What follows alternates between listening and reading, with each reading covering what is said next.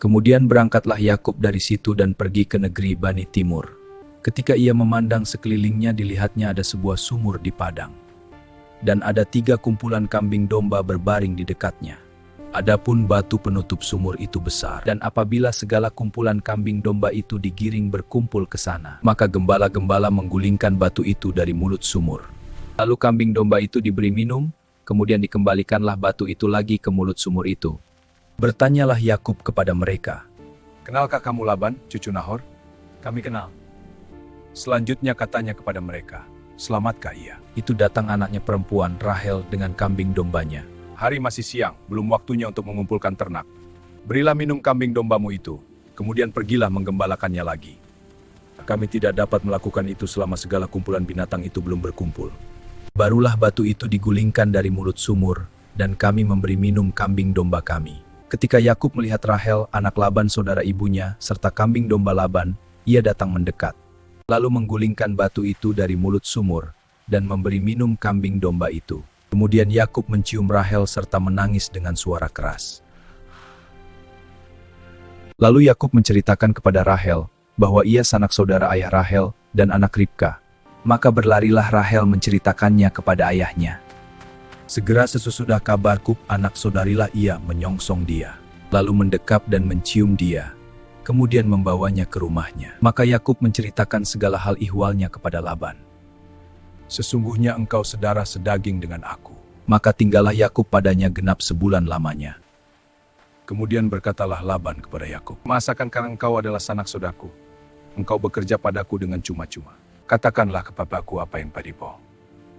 Laban mempunyai 2 anak perempuan, yang lebih tua namanya Lea dan yang lebih muda namanya Rahel. Lea tidak berseri matanya, tetapi Rahel itu elok sikapnya dan cantik parasnya. Yakub cinta kepada Rahel. Sebab itu ia berkata, "Aku mau bekerja padamu 7 tahun lamanya untuk mendapat Rahel, anakmu yang lebih muda itu. Lebih baiklah ia kuberikan kepadamu daripada kepada orang lain, maka tinggallah padaku." Jadi bekerjalah Yakub 7 tahun lamanya untuk mendapat Rahel itu. Tetapi yang 7 tahun itu dianggapnya seperti beberapa hari saja, karena cintanya kepada Rahel.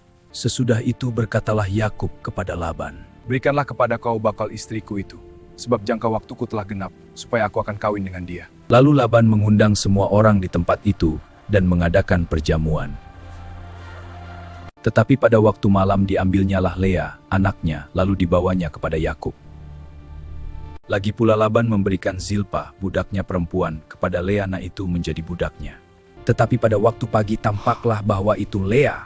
Lalu berkatalah Yakub kepada Laban, "Apakah yang kau perbuat terhadap aku ini? Bukankah untuk mendapat Rahel aku bekerja padamu?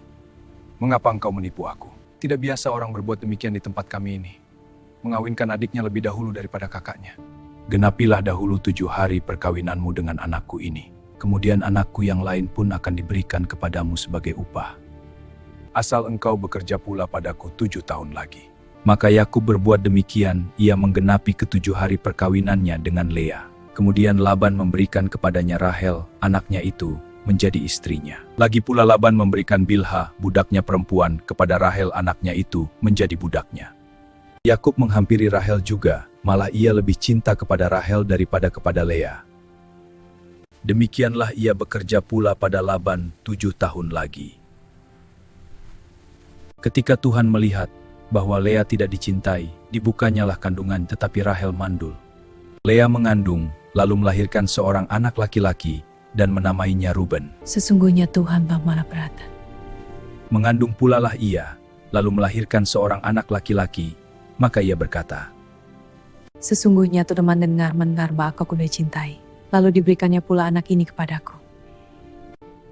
Maka ia menamai anak itu Simeon. Mengandung pula lah ia, lalu melahirkan seorang anak laki-laki, maka ia berkata, Sekali ini suamiku akan diambil ama para perbagian.